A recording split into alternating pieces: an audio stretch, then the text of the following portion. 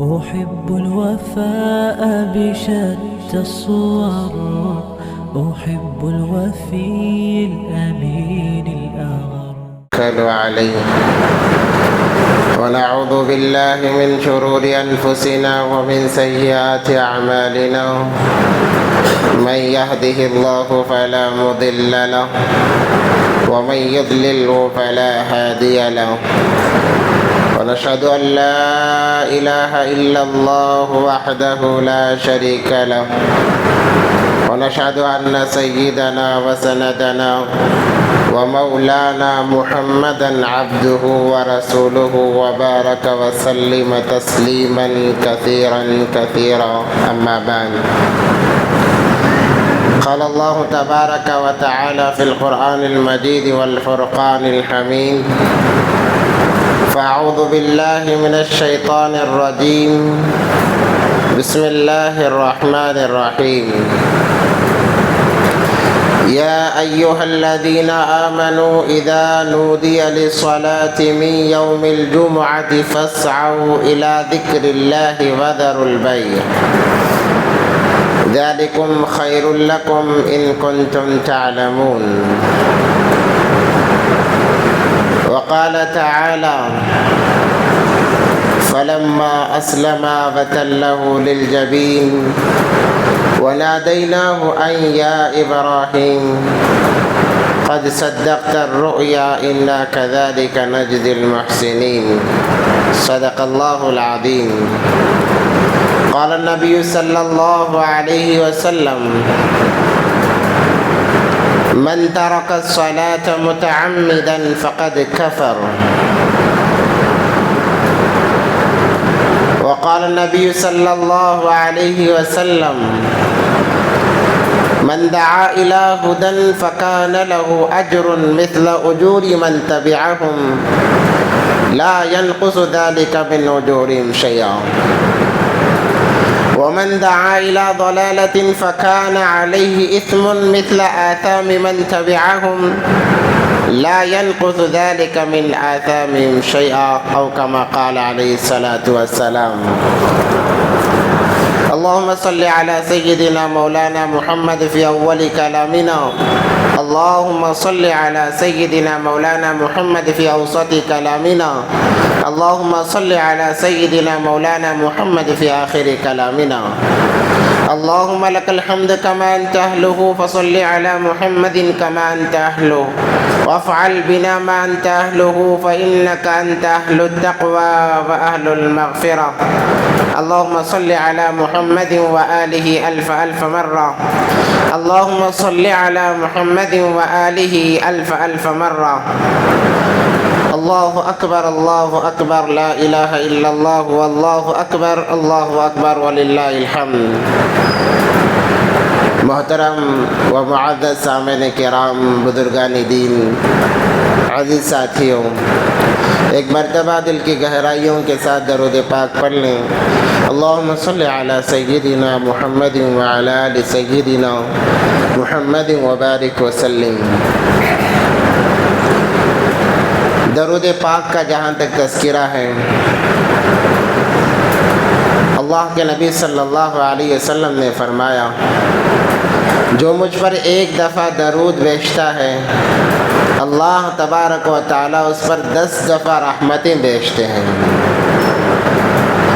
دنیا میں انسان ایک دفعہ درود بیچتا ہے، اللہ اس انسان پر 10 رحمتیں برساتے ہیں، 10 گناہ معاف کرتے ہیں، جنت میں 10 درجات بلند فرماتے ہیں، نام اعمال میں 10 نیکیاں لکھے جاتے ہیں.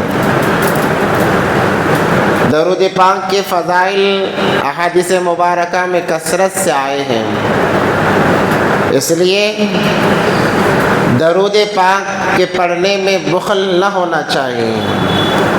جہاں درود پڑھنے کا موقع ملے، اطمینان کے ساتھ، دل لگی کے ساتھ، محبت و عظمت کے ساتھ نبی پاک صلی اللہ علیہ وسلم کے احسانات کو یاد کرتے ہوئے درود پاک پڑھنا چاہیے.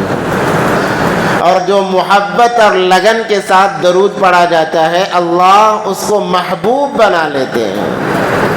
اور اس انسان کا تذکرہ دو جہاں کے آقا حضرت محمد عربی صلی اللہ علیہ وسلم کے دربار میں کیا جاتا ہے کہ اے میرے نبی، فلاں بندے نے فلاں جگہ بیٹھ کر آپ پر درود پڑھا ہے، نبی پاک صلی اللہ علیہ وسلم تک پہنچایا جاتا ہے۔ نبی پاک صلی اللہ علیہ وسلم الگ سے اس کے لیے مغفرت کی دعا کرتے ہیں۔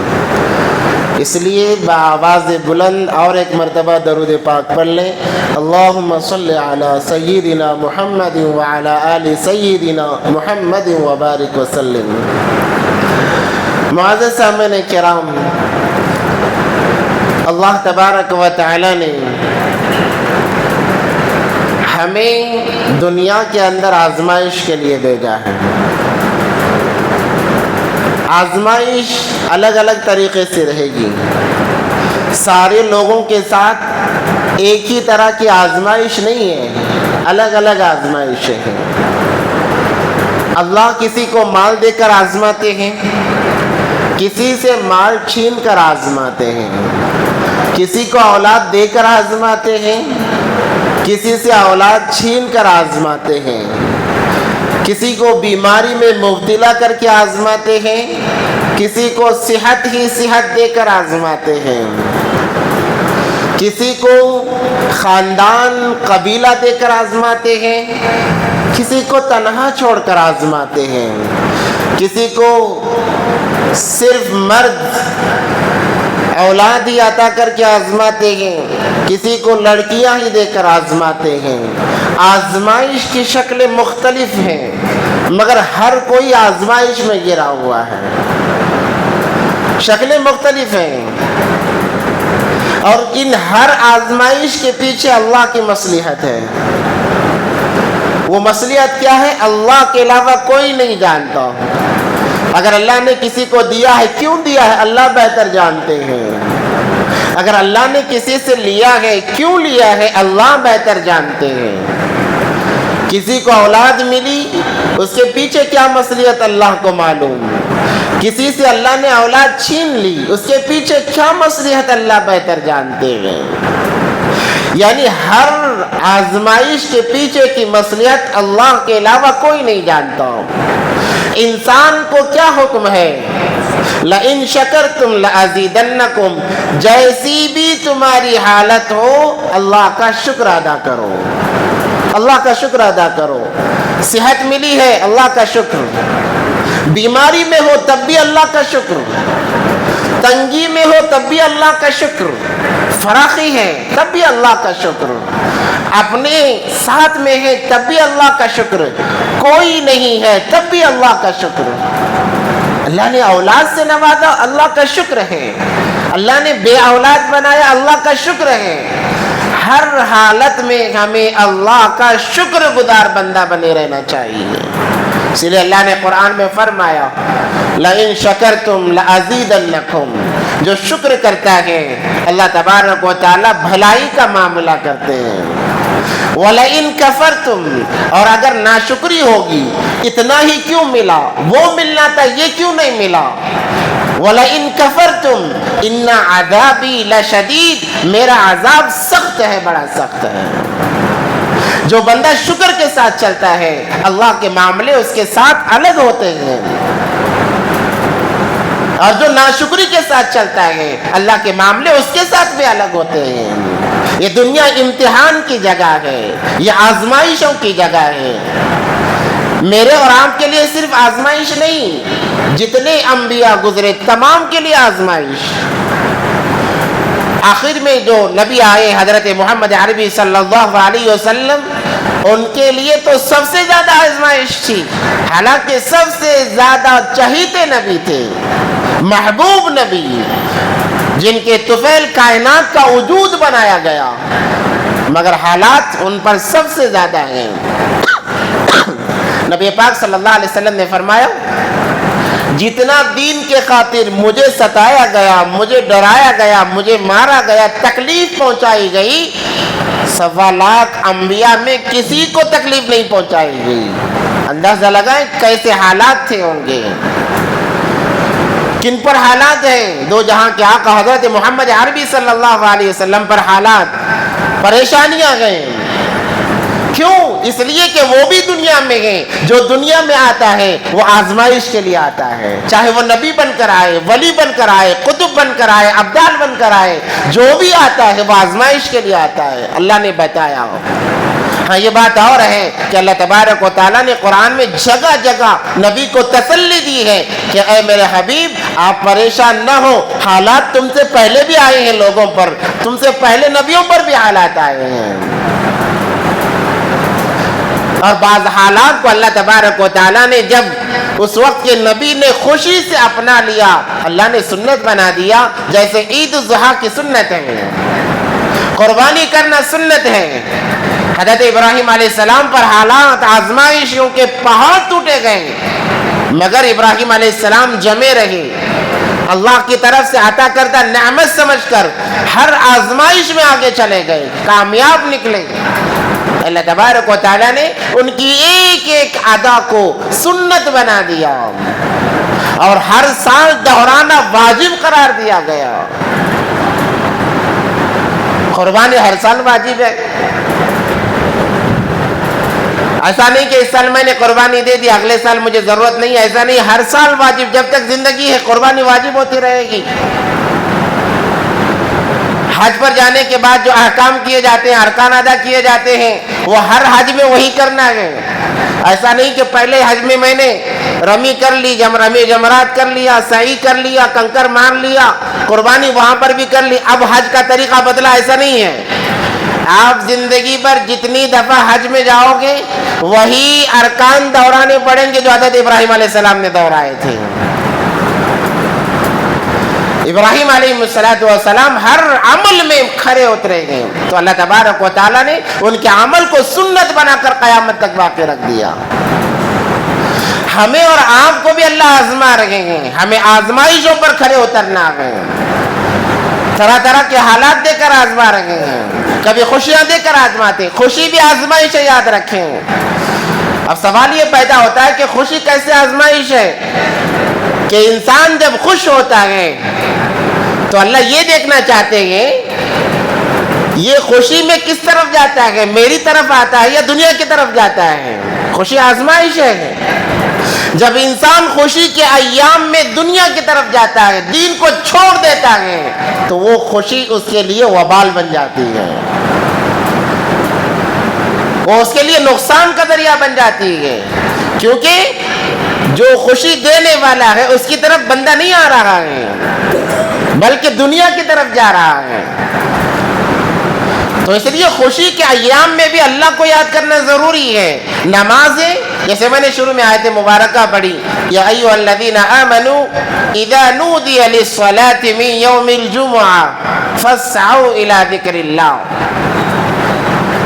یہاں پر صلاۃ جمعہ کا تذکرہ کر کے اللہ نے یہ بتایا ہے, کیونکہ صلاۃ اللہ نے لایا اور جمعہ کا نام لے کر کہا ہے. جمعے کی افضلیت کو بتانے کے لیے جمعے کا نام لیا گیا. صلاۃ کا تذکرہ اس لیے کیا گیا کہ دن میں 5 دفعہ یہ صلاۃ فرض ہے.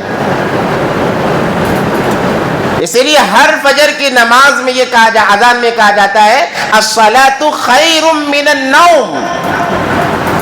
نماز نیند سے بہتر ہے, نیند سے افضل ہے. نیند میں کچھ ملنے والا نہیں, نماز میں ساری دنیا مل جائے گی. الصلاۃ خیر من النوم. نماز نیند سے بہتر ہے, سونے سے بہتر ہے. آ جاؤ. اس سے پہلے والے الفاظ پر ہم غور کریں. اللہ نے کیا فرمایا؟ حی علی الصلاۃ, نماز کی طرف آؤ. دوسرے الفاظ میں اللہ نے فرمایا حی علی الفلاح, کامیابی کی طرف آؤ, بلندی کی طرف آؤ. اور فجر میں ایک بات اضافہ کر دی گئی اس کے بعد میں کہ الصلاۃ خیر من النوم. یاد رکھو تمہارے نرم نرم بستروں میں سونا یہ نماز سے افضل نہیں ہو سکتا. نماز 2 رکعت فرض ادا کر لینا ایسے نرم بستروں میں سونے سے کہیں زیادہ افضل ہے. یہ الفاظ جوڑ دیے گئے, شامل کر دیے گئے. جب اذان کا رواج نہیں تھا, نظام نہیں تھا, اذان کی مشروعیت ہوئی نبی پاک صلی اللہ علیہ وسلم کے زمانے میں. حضرت بلال رضی اللہ تعالیٰ عنہ کو جب اذان دینے کا حکم دیا گیا تو حضرت بلال رضی اللہ تعالیٰ عنہ نے اپنے طرف سے یہ الفاظ بڑھائے اذان کے اندر. نبی پاک صلی اللہ علیہ وسلم نے اس کو اتنا پسند کیا اور کہا کہ ہمیشہ جب اذان ہوگی فجر کی اس الفاظ کو دہرایا جائے. ان الفاظ نے تو دنیا اور آخرت کی کامیابی کو اپنے اندر سمو لیا ہے. تو قرآن میں اللہ نے فرمایا یا ایھا الذین آمنوا اذا نودی للصلاۃ کہ جب نماز کے لیے اذان دی جائے, صلاۃ کے لیے اذان دی جائے, فاسعوا الی ذکر اللہ, اللہ نے فرمایا دوڑ کر آؤ. یعنی دنیا سے ایسے بے رخی اختیار کر لو جیسے دنیا سے تمہارا کوئی تعلق نہیں. نبی پاک صلی اللہ علیہ وسلم کا معمول تھا جب تک اذان نہیں ہوتی ازواج مطہرات کے ساتھ میں, اپنی بیویوں کے ساتھ میں باتیں چل رہی ہوتی, مذاق چل رہا ہوتا. جیسے ہی اذان ہو جاتی ایسے کھڑے ہوتے نبی پاک صلی اللہ علیہ وسلم جیسے ان سے کوئی تعلق ہی نہیں ہے, ان سے کوئی تعلق نہیں ہے. ایسے کھڑے ہو جاتے اور فوراً مسجد نبوی کی طرف چلے جاتے کہ اللہ کا حکم آ گیا. یہاں اللہ نے صاف واضح الفاظ میں کہہ دیا فاسعوا الی ذکر اللہ وذروا البیع, خرید و فروخت کو چھوڑ دیا جائے. اس آیت کا شان نزول یہ ہے, آیات اس لیے نازل ہوئی کہ صحابہ کے زمانے میں صحابہ ہفتے میں ایک مرتبہ تجارت ہوا کرتی, ایک دفعہ تجارت ہوا کرتی اور وہ اتفاق سے جمعے کا دن ہوتا. مال کبھی جلدی آتا کبھی تاخیر سے آ جاتا. ایک دفعہ نبی پاک صلی اللہ علیہ وسلم خطبہ دے رہے ہیں, مال آ گیا, صحابہ دوڑ کر چلے گئے جنہیں مال لینا تھا. اللہ کو یہ ادا پسند نہیں آئی, اس لیے اللہ نے فرمایا فاسعوا الی ذکر اللہ وذروا البیع, خرید و فروخت چھوڑ دو, اب کام کرنے کی اجازت نہیں ہے. جمعے کی اذان ہو گئی یا کوئی بھی نماز کی اذان ہو گئی تو اس وقت میں کام کرنا بعض علماء نے حرام لکھا ہے, بعض نے مکروہ لکھا ہے. اب کام نہیں ہوگا, اب اللہ کا بلاوا آیا ہے, اللہ کے گھر کی طرف ہمیں چلنا ہے. دیکھنے میں یہ آتا ہے کہ خوشی کے ایام میں نمازیں ہم سے قضا ہو جاتی ہیں. جیسے بقرعید کا دن گزرا, قربانی کے ایام, قربانی کرنا بہت بڑا عمل, اس سے انکار نہیں ہے, مگر نماز اس سے بھی بڑا عمل ہے. قربانی جہاں واجب ہے نماز وہاں فرض ہے. دیکھنے میں یہ آیا کہ فجر کی نماز میں قربانی کے جانوروں کو تیار کرنے میں نماز چھوڑ دی, عید کی نماز ادا کر لی, ظہر کی نماز حصوں کے کرنے میں, گوشت کے تقسیم کرنے میں چھوڑ دی, عصر کی نماز گوشت پہنچا کر تھکے تھکائے میں چھوڑ دی, مغرب بھی اسی کے نظر ہو گئی. اب عشاء کی نماز تھکان, سونا, اس کے بہانے چھوڑ دی. آپ نے کیا کمایا؟ ایک واجب آپ نے ادا کیا, ایک واجب جو کہ وہ بھی معمولی نہیں ہے, فرض کے برابر ہے, فرض کے ایک درجہ نیچے ہے واجب. اسی لیے حدیث میں فرض اور واجب کا ادائیگی اس کی ہے. آپ نے فرض نماز چھوڑی, موت سے پہلے اس کو دہرانا ہے. آپ نے واجب چھوڑا, اس کو بھی دہرانا ہے. اس کی قضا ہے, فرض اور واجب کی قضا ہے, دوسری چیزوں کی قضا نہیں, سنت مؤکدہ کی قضا نہیں ہے.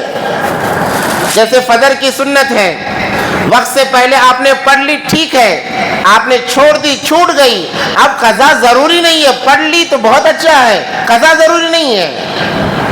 مگر عشاء کے بعد واجب الوتر ہے, آپ نے اس واجب الوتر کو چھوڑ دیا تو مرنے سے پہلے اس وتر کو ادا کرنا پڑے گا, اس کی قضا لازم ہے. تو ہم نے عید کے دن ایک واجب کے لیے 5 نمازیں ہم نے چھوڑ دی. قربانی کرنا ہمارے ذمہ واجب تھا, فرض نہیں تھا, واجب تھا. وہ ایک عمل جو سال میں ایک دفعہ آ رہا تھا, اس کے چکر میں ہم نے 5 نمازیں چھوڑ دی. اب ہم نے کیا کمایا؟ ہمارے ہاتھ کچھ نہیں آیا سوائے بربادی کے, کچھ نہیں آیا. اللہ کی قسم کہ 5 نمازیں عید کے دن کی نمازیں, ویسے ہر دن کی نماز ویسے ہی افضلیت رکھتی ہے جیسے عید کے دن کی رکھتی ہے، مگر عید کے دن کو چونکہ نبی پاک صلی اللہ علیہ وسلم نے فرمایا ان لکل قوم عیدا وہذا عیدنا، ہر قوم کے لیے ایک خوشی کا دن ہوا کرتا ہے، ہمارے لیے 2 دن ہیں، عید الاضحیٰ اور عید الفطر، اس دن تو اعمال کے اندر اور اضافہ ہو جاتا ہے۔ ویسے عظیم الشان موقع پر ہمارے فرض چھوٹ رہے ہیں، پھر ہمارے زندگیوں میں تبدیلی کیسے آئے گی؟ اللہ کی مددیں کیسے آئیں گی؟ ظلم کب رکے گا؟ حالات کب سدھریں گے؟ کیسے سدھریں گے؟ نبی پاک صلی اللہ علیہ وسلم نے کیا فرمایا؟ من ترک الصلاۃ متعمدا فقد کفر، او کما قال علیہ الصلوۃ والسلام، کہ جو انسان جان بوجھ کر نماز چھوڑ رہا ہے، کوئی بہانہ نہیں، بہانے سے کیا مراد ہے؟ کوئی عذر سے کیا مراد ہے؟ کہ ایسا موقع آ جائے کہ انسان کسی حالت میں نماز پڑھ ہی نہیں سکتا، یہ عذر میں شمار ہے، جان بوجھ کر نماز چھوڑ دیا جا رہا ہے، فقد کفر، نبی پاک صلی اللہ علیہ وسلم نے فرمایا کہ اس نے کفر کیا۔ آج ہم ڈاکٹر کے پاس جاتے ہیں، ڈاکٹر اگر کہہ دے کہ کھانے میں اگر تم نے فلاں چیز استعمال کی تو تمہارا مرض بڑھ جائے گا، تمہاری جان جا سکتی ہے، انسان مر جائے گا، اس چیز کو استعمال نہیں کرے گا، کیونکہ ڈاکٹر نے کہا ہے۔ ڈاکٹر جتنا کھانے کے لیے کہتا ہے اتنا ہی کھایا جائے گا۔ ڈاکٹر کہے دن میں 3 دفعہ نہیں 1 دفعہ کھاؤ، سارا خاندان آ کر بولے کہ بھئی کھا لے، کچھ ہونے والا نہیں ہے، کہے گا نہیں کھاؤں گا، کیونکہ ڈاکٹر نے کہا ہے۔ ڈاکٹر کی ہر بات پر ہمیں اعتماد، وہ جیسے بولتا ہے ویسے کرنے کے لیے ہم تیار۔ کیا اس ڈاکٹر کی باتوں کے سامنے نبی پاک صلی اللہ علیہ وسلم کی باتوں کی کوئی اہمیت نہیں ہے؟ کہ نبی پاک صلی اللہ علیہ وسلم نے واضح الفاظ میں کہہ دیا کہ جو نماز جان بوجھ کر چھوڑتا ہے وہ کفر کرنے والا ہے۔ اور ایک دفعہ نبی پاک صلی اللہ علیہ وسلم نے ایک جگہ ارشاد فرمایا، میرا دل چاہتا ہے کہ میں بہت سا ایندھن اکٹھا کروں، لکڑیاں جمع کروں اور چند نوجوانوں کو بلاؤں اور کہوں کہ ان لکڑیوں کو لے کر چلو، میں نماز پڑھانا چھوڑ کر، اہمیت دیکھو کتنی بتائی نبی پاک صلی اللہ علیہ وسلم نے۔ جب نماز کا وقت ہو جاتا ہے، امام کے مصلی میں آنے کی دیری ہوتی ہے، نبی پاک صلی اللہ علیہ وسلم فرماتے ہیں میں نماز پڑھانا چھوڑ کر نوجوانوں سے کہوں لکڑیاں جمع کرے، اور ان لکڑیوں کے ساتھ نوجوانوں کے ساتھ میں محلے میں گشت کروں اور ان لوگوں کے گھروں پر جاؤں جو بلا عذر کے گھروں میں نماز پڑھتے ہیں، نماز چھوڑتے نہیں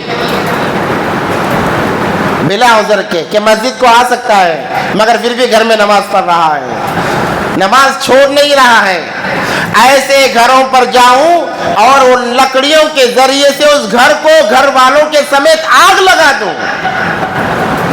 بخاری و مسلم کی حدیث ہے کہ نبی پاک صلی اللہ علیہ وسلم نے یہ تمنا ظاہر کی کہ جو جان بوجھ کر گھروں میں نماز پڑھتے ہیں، ہاں کوئی عذر ہے جیسے سفر پر جانا ہے آپ پڑھ سکتے ہیں، فرائض کے بعد سنتیں ہم پڑھ سکتے ہیں، مگر جماعت کی اہمیت، نماز کی اہمیت بتائی نبی پاک صلی اللہ علیہ وسلم نے کہ اگر ایسے لوگ ہیں تو میں جا کر ان کے گھروں کو آگ لگا دوں، میرا دل چاہتا ہے۔ نبی چاہے اور اللہ نہ چاہے، ایسا ہو سکتا ہے کیا؟ ہرگز نہیں۔ جو چیز نبی چاہتے ہیں اس چیز کو اللہ بھی چاہ لیتے ہیں، جو چیز نبی چاہتے ہیں اس کو اللہ بھی چاہ لیتے ہیں، تو اللہ نے بھی اس چیز کو چاہ لیا۔ اب کیا ہو رہا ہے؟ بظاہر ہمارے گھروں کو آگ لگانے والا کوئی نہیں ہے، مگر اللہ نے نبی کی چاہت کو قبول کر لیا، اور جو گھروں میں نماز پڑھتے ہیں یا نماز چھوڑ کر یوں ہی بیٹھے رہتے ہیں، اللہ ان کے دلوں میں آگ لگاتے ہیں۔ اب ان کے دلوں میں آگ لگ رہی ہے، زندگیوں میں آگ لگ رہی ہے۔ وہ کیسے؟ کہ باپ بیٹے کا نہیں بنتا، 5 منٹ باپ اور بیٹا ہنسی مذاق سے وقت نہیں گزارتے ہیں، اللہ ماشاءاللہ بہت مختصر ایسے گھر ہوں گے جہاں پر باپ اور بیٹا مل کر گپے شپے کرتے ہوں، پیار و محبت کی باتیں کرتے ہو، مذاق ہوتا ہو، باپ کچھ بول دے بیٹا مسکرائے، بیٹا کچھ بول دے باپ مسکرائے۔ کون سا ایسا گھر ہے؟ آج کی اولاد تو ایسی ہے، کئی دن گزر جاتے ہیں، باپ اور بیٹے کا آمنا سامنا مشکل ہوتا ہے۔ نبی کی بات کو اللہ نے چاہ لیا کہ نبی نے چاہا آگ لگا دوں، اللہ نے دلوں میں آگ لگا دیا، اب دلوں میں آگ لگی ہوئی ہے۔ ایک گھر میں 3 بیٹے رہتے ہیں مگر باپ کی کوئی پرواہ نہیں، کوئی پرواہ نہیں۔ آپ خود اندازہ لگائیں، اپنے گریبان میں جھانک کر دیکھیں، کیا میرے گھر میں یہ ہوتا ہے کہ میں اور ہمارا باپ بیٹھ کر مسکرا رہے ہو، بات چیت ہو رہی ہو، چلو بات چیت ہی، مسکرانا نہیں، کوئی کام کی باتیں ہی آپس میں بیٹھ کر ہو رہی ہو پیار و محبت کے ساتھ میں؟ میاں بیوی کے اندر تفریق، ہمیشہ بیوی ناراض شوہر سے، شوہر ہمیشہ ناراض اپنے بیوی سے۔ اس کے علاج کے لیے عاملوں کے چکر لگائے جاتے ہیں۔ اللہ کی قسم ساری زندگی عاملوں کے چکر لگاتے لگاتے ہم بھی ختم ہوں گے، ہماری پراپرٹیاں بھی ختم ہوں گی، وہ محبت واپس نہیں آئے گی۔ اس کا واحد علاج ایک ہی ہے، جس گھر میں ناچاکیاں ہیں، نا اتفاقیاں ہیں، مصلح بچھاؤ، اپنے گھروں میں مصلح بچھاؤ، اپنے عورتوں سے کہو مصلح بچھائیں۔ جس گھر میں مصلح بچھا رہتا ہے اللہ کی رحمت براہ راست اس گھر پر اترتی ہے، کیونکہ اللہ کی رحمتیں مساجد پر اترا کرتی ہیں۔ عورتوں کی مسجدیں ان کا گھر ہے، جس گھر میں مصلح بچھا رہے اس گھر پر اللہ کی ہمیشہ رحمتیں اترتی ہیں۔ جہاں اللہ کی رحمتیں اترے وہاں شیطان کبھی داخل نہیں ہو سکتا، وہاں نحوست کبھی داخل نہیں ہو سکتی۔ آج ہماری زندگیوں کی نحوست، ہم اٹھتے ہیں صبح میں 11 بجے، ہمارے کاروبار کا شروع کرنے کا جو وقت ہے 11 سے 12 کے درمیان میں ہے، اور رات کے 11-12 بجے تک ہم کہتے ہیں کچھ بھی فائدہ نہیں ہو رہا ہے، کاروبار چل ہی نہیں رہا ہے۔ کیسے چلے گا؟ اللہ نے تو وعدہ فجر کی نماز میں کیا ہے، حدیث مبارکہ کے اندر ہے، جو فجر کی نماز جماعت کے ساتھ پڑھ کر کاروبار پر نکلتا ہے، اللہ نے سورہ جمعہ میں فرمایا فَإِذَا قُضِيَتِ الصَّلَاةُ فَانتَشِرُوا فِي الْأَرْضِ وَابْتَغُوا مِنْ فَضْلِ اللَّهِ وَاذْكُرُوا اللَّهَ كَثِيرًا لَعَلَّكُمْ تُفْلِحُونَ۔ جب تم نماز ادا کر لو، فجر کی نماز پڑھ لو، اب زمین پر پھیل جاؤ، میری زمین بہت وسیع ہے، میں تمہیں روزی دوں گا، میں تمہیں رزق پہنچاؤں گا، آسانی کے ساتھ پہنچاؤں گا۔ فَإِذَا قُضِيَتِ الصَّلَاةُ فَانتَشِرُوا فِي الْأَرْضِ، اب زمین میں پھیل جاؤ۔ جو اللہ نے حکم دیا ہم نے اس کو تو چھوڑ ہی دیا۔ ایک کمپنی والا ہمیں ٹائمنگ دیتا ہے کہ تمہیں 10 بجے آ جانا ہے کمپنی کے اندر، ہم 12 بجے جائیں، کیا وہ کمپنی والا ہمیں لے گا؟ ہرگز نہیں لے گا، اس کی ٹائمنگ ہے 10 بجے، تو ہمیں 10 بجے ہی جانا پڑتا ہے۔ اللہ نے ایک نظام بنایا ہے کہ فجر کی نماز پڑھو، ہاتھ میں ایمان کا جھنڈا لو، کاروبار پر نکلو۔ اللہ فرشتوں کو ساتھ میں کرتے ہیں کہ اس کے کام میں مدد کرنا، مگر ہمارا کاروبار کب شروع ہو رہا ہے؟ 11 سے 12 بجے شروع ہو رہا ہے۔ ایک بہت اچھی بات کتاب میں لکھی ہوئی تھی کہ ایک جگہ تاجروں کا ایک جوڑ تھا، تاجر جمع ہوئے کہ کاروبار چل ہی نہیں رہا ہے، کاروبار کو چلانے کے لیے بڑھانے کے لیے کیا کیا جائے، فکریں ہوئی۔ صبح سے بیٹھے ظہر تک کوئی حل نہیں نکلا۔ پھر وہاں کے جو ذمہ دار تھا اس نے کہا کہ چلو چائے منگاتے ہیں، چائے پی کر ذرا دماغ فریش ہوگا تو پھر کچھ اور سوچنے کا موقع ملے گا۔ آخرکار چائے منگائی گئی۔ جو ویٹر تھا چائے دینے والا بڑا سمجھدار، بڑا ذہین تھا۔ اللہ کبھی کبھی ایسے ویسے لوگوں سے بڑے پتے کی بات کروا جاتے ہیں، وہ بڑا سبق دے جاتے ہیں زندگی کے اندر۔ اسے معلوم تھا، اس لیے میٹنگ ہو رہی ہے کہ کاروبار کیسے ترقی کرے گا، تو وہ چائے دیتا ہوا اس صدر کے پاس گیا جو وہاں کا ذمہ دار تھا۔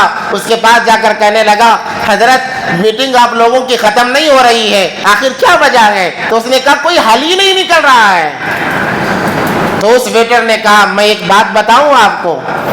تو اس نے کہا ضرور بتا، سب سارے لوگ بتا رہے ہیں تو تو بھی بتا دے، تیرا بھی اس میں فائدہ ہی ہے، کیونکہ کاروبار کرنے والوں کو تو چائے پلاتا ہے، تیرا بھی فائدہ ہے، تو بتا تو صحیح کیا بات ہے۔ تو اس نے جاتے جاتے کہا حضرت جو یہ میٹنگ جس کے لیے منعقد ہوئی ہے کوئی فائدہ نہیں ہے۔ اس نے کہا کیوں؟ اس لیے کہ یہ تاجر اپنے دکان کھولتے ہی 12 بجے ہیں، 11 سے 12 بجے یہ اپنا تجارت کے لیے دکان کھولتے ہیں، اور 11 سے 12 کا جو وقت ہے، 12 ساڑھے 12 سوا 12 یا جو بھی یہ وقت ہے، یہ زوال کا وقت ہے، زوال کا وقت۔ جو انسان تجارت زوال کے وقت میں شروع کرے وہ عروج پر کیسے جا سکتا ہے؟ یہ زوال کا وقت ہے۔ زوال کے وقت میں نماز مکروہ ہے۔ آپ اس وقت میں اگر تجارت شروع کرو گے، آپ کے تجارت میں کیسے نفع ملے گا؟ جس وقت میں اللہ نے نماز کو مکروہ لکھا ہے، شریعت نے مکروہ کہا ہے کہ آپ سجدہ نہیں کر سکتے، اس وقت میں ہمارا مسلمان کاروبار پر نکلتا ہے، وہ بھی نماز چھوڑ کر نکلتا ہے، تو بتاؤ کیسے اس کے کاروبار میں ترقی ہوگی؟ اگر کاروبار میں ترقی ہمیں چاہیے تو ہمیں فجر کی پابندی کرنی پڑے گی، اس سے بڑھ کر میں کہوں گا تہجد کی پابندی کرنی پڑے گی۔ تجارت کا اصول آج دنیا والے علماء کو سمجھاتے ہیں، تم کیا جانو تجارت کا اصول؟ علماء سے بہتر کوئی جان نہیں سکتا۔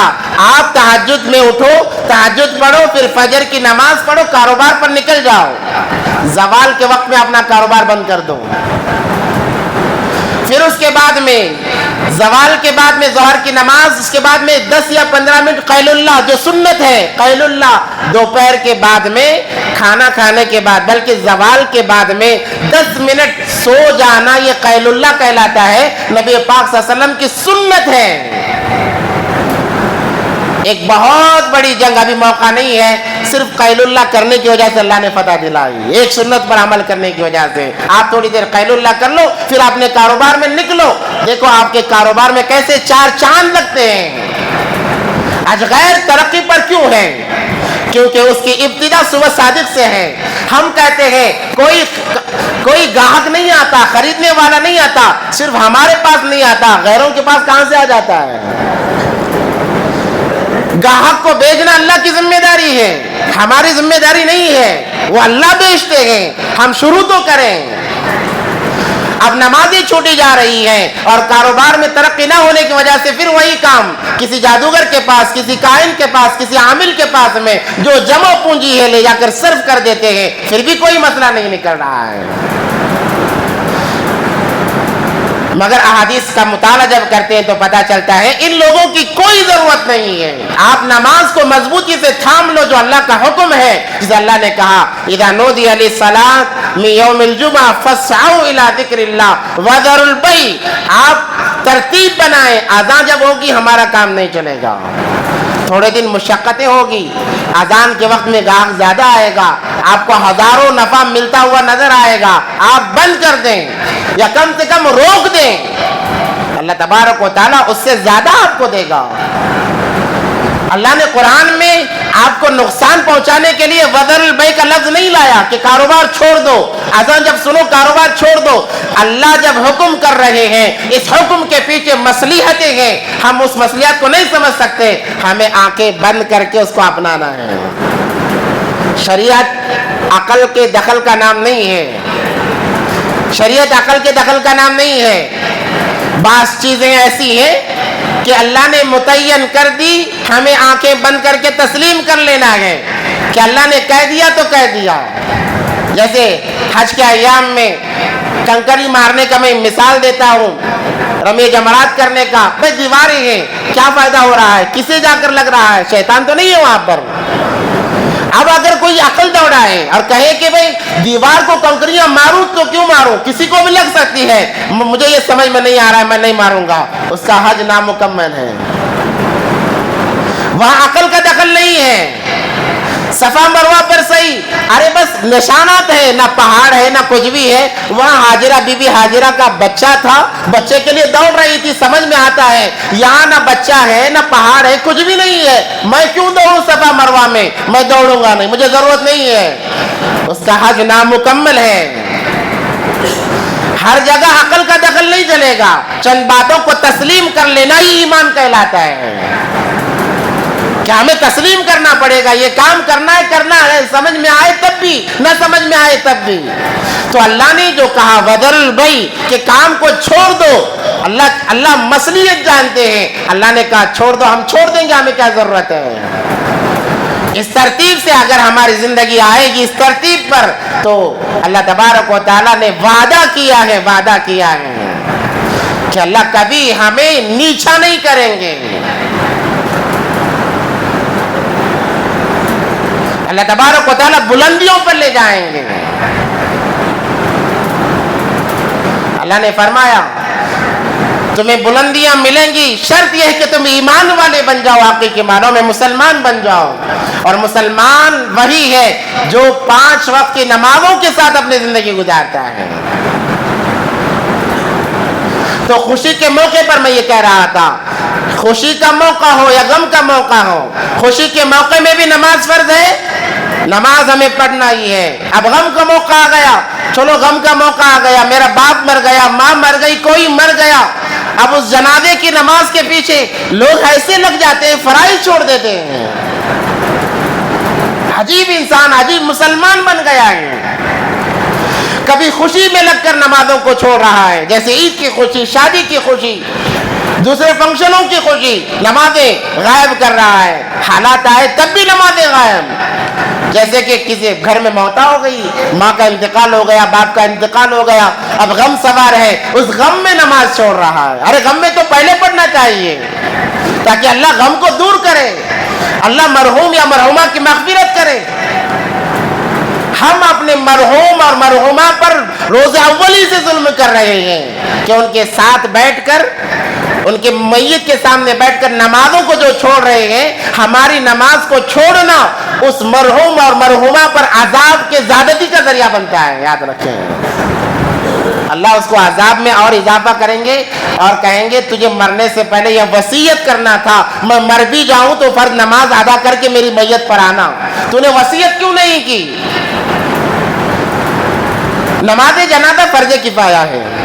ایک آدمی محلے کا، اگر محلے میں انتقال ہو گیا، محلے کا ایک آدمی بھی اگر پڑھ لیتا ہے تو وہ فرض ادا ہو جاتا ہے، ساروں کے اوپر سے وہ ادا ہو جاتا ہے، کوئی گنہگار نہیں ہوگا. فرض کفایہ ایسے کہتے ہیں.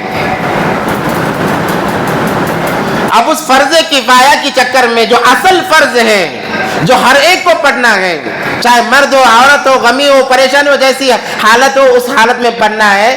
بعض فقہا نے یہاں تک لکھا ہے، میں آپ کے ذہن میں یہ بات رہے اس لیے بتا رہا ہوں، عورت جب ولادت کا، بچے کی ولادت کا وقت آتا ہے، ولادت کے وقت میں بچہ جب تک مکمل پیدا نہیں ہوتا، خون ناپا خون جاری نہیں ہوتا ہے. بعض فقہا نے یہاں تک لکھا ہے کہ اگر ولادت کا وقت شروع ہو گیا، بچہ نکلنا شروع ہو رہا ہے، نماز کا وقت ہو جائے، عورت اسی وقت میں نیت کر کے اشارے سے نماز پڑھ لے. فرضیت کو بتایا ہے. ہاں بعض کہتے ہیں کہ تکلیف میں انسان کا ہوش نہیں رہتا ہے تو چھوڑ دینے میں کوئی حرج نہیں، بلکہ بعض فقہا کے اقوال میں بتا رہا ہوں آپ کو، نماز کی اہمیت کو بتاتے ہوئے. اسی لیے تو نبی پاک صلی اللہ علیہ وسلم چلا نہیں جا رہا ہے، 2 صحابہ کے کاندھے پر ہاتھ رکھ کر.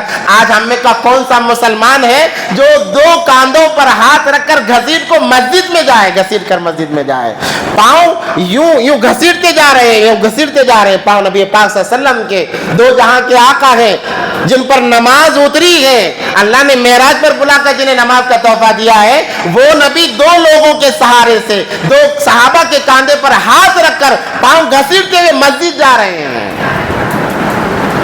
جب اس نبی کو ویسی حالت میں نماز معاف نہیں تو ہمیں کیسے معاف ہوگی؟ ہمیں کیسے نماز معاف ہوگی؟ تو میں کہہ رہا تھا فرض کفایہ، اپنی بات ختم کر رہا ہوں. جنازے کی نماز جو ہے وہ فرض کفایہ ہے. ایک بھی ادا کر لے ادا ہو جائے گا، سب کی طرف سے ادا ہو جائے گا. سارے لوگ آ جائیں تو اور بھی اچھی بات ہے، ورنہ ایک بھی اگر ادا کر لے تو کافی ہے. مگر اس فرض کفایہ کے لیے ہماری فجر بھی جا رہی ہے، فجر میت کے چہرے کو دیکھنے میں چلی جا رہی ہے، ظہر اس کے نہلانے میں جا رہی ہے، عصر اس کو دفنانے میں جا رہی ہے، مغرب واپس آ کر کھانے میں جا رہی ہے، اور عشاء پھر وہی معاملہ تھکان میں جا رہی ہے. ایک فرض کفایہ کے لیے 5 نمازیں ہم ضائع کر رہے ہیں، ہمارے حالات کیسے سدھریں گے؟ اللہ نبی علیہ السلام نے فرمایا جو قوم نماز کو چھوڑ دیتی ہے اللہ اس قوم پر ظالموں کو مسلط کر دیتے ہیں۔ اگر آج ہم سمجھتے ہیں کہ ہم پر ظالم مسلط ہیں، یہ ان کا قصور نہیں، ہمارا قصور ہے۔ میرا قصور ہے کہ میری نمازیں ادا نہیں ہو رہی ہیں، اور یہ اس وقت تک رہے گا جب تک یہ قوم دوبارہ نماز پر نہیں آئے گی۔ جب یہ قوم نماز پر آئے گی پھر اللہ تبارک و تعالی ظالم قوم، ظالم بادشاہوں کو ہٹا دیں گے، جیسے فرعون کو اللہ نے ہٹا دیا راستے سے۔ اس وقت تک بہت مشکلیں ہیں، اس لیے ہمیں نماز پر آنا ہے۔